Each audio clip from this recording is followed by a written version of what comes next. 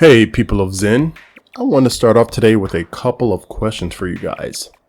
Does your nerves get the better of you if you try something uncomfortable or new? How about this one? Do you always think of what can go wrong instead of what can go right when you try something new that is outside of your comfort zone?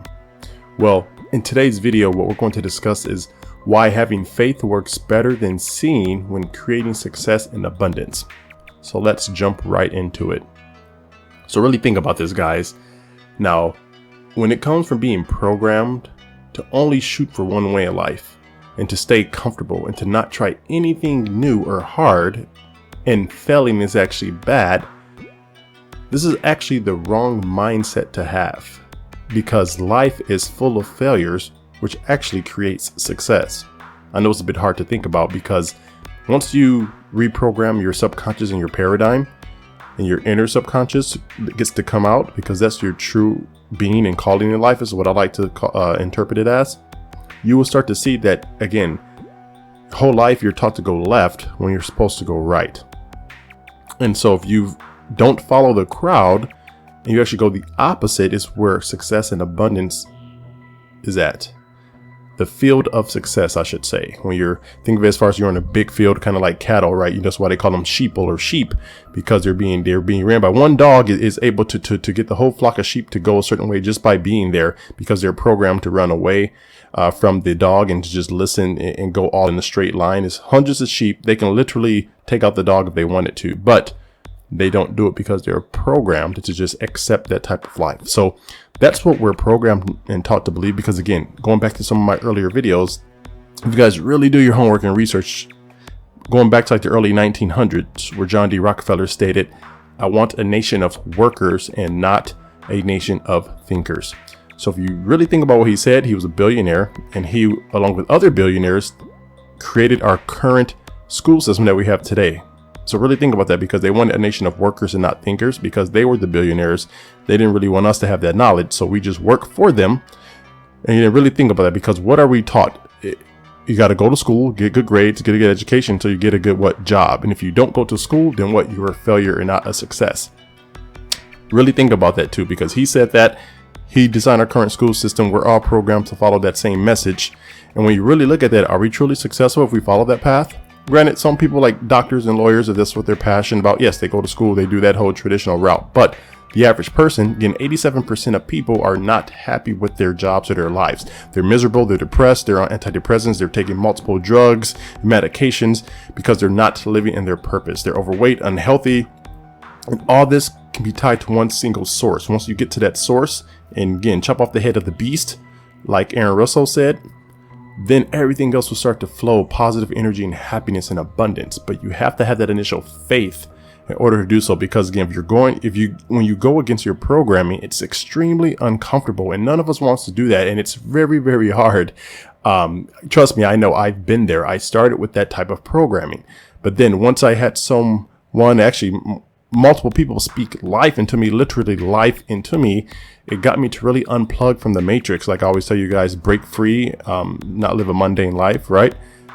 You got to really think about that. But that does take faith, because again, if you can't see it in front of you, you're going to be nervous. Imagine if you were put in a room that's pitch black. You were put in there and it was already pitch black, so you have no idea what's in the room, and you're told, okay, run to the other side of the other room. You don't know if there's chairs or things in a way that will trip you over. You will fall, and you have to run in pitch black. But you have to have faith that you will get to the other side of that wall eventually, right? So you have to just start going. Like whether you walk and you start to jog, and then from jogging you start to lightly run faster and faster till you get to the other side of the wall. You can have your hands out in front of you, so as soon as you hit it, you know you're there.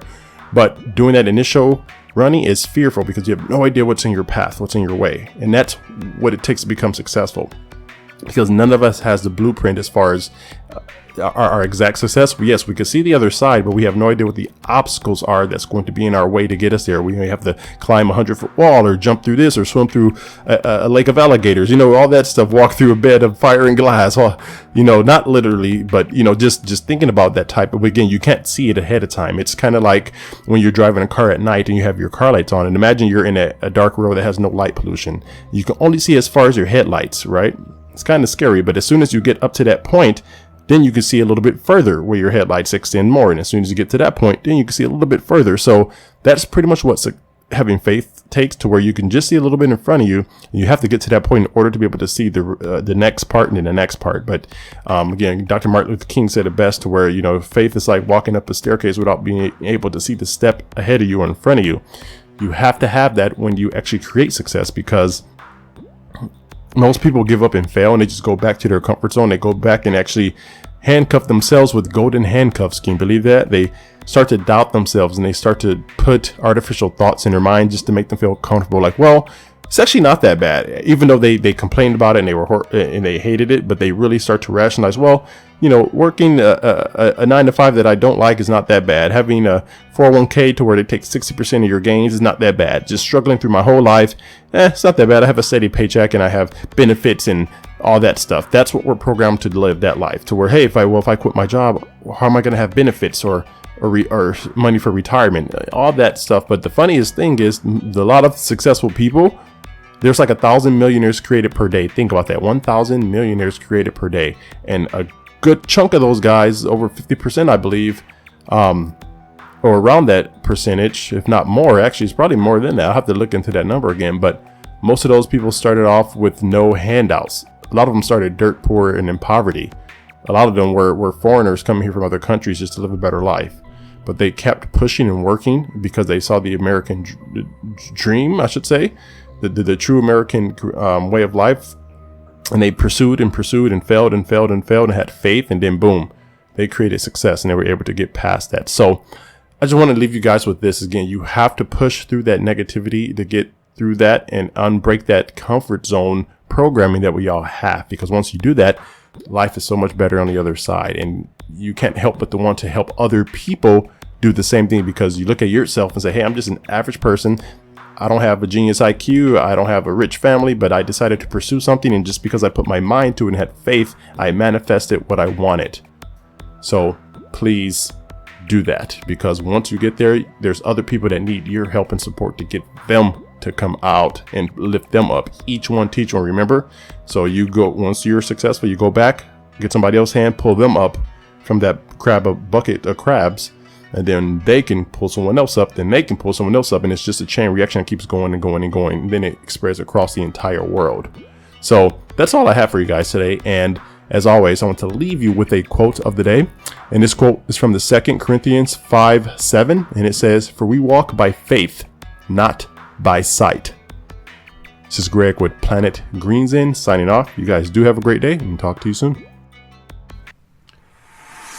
Planet Green Zen, inspiring the everyday person to break free from the mundane and take action.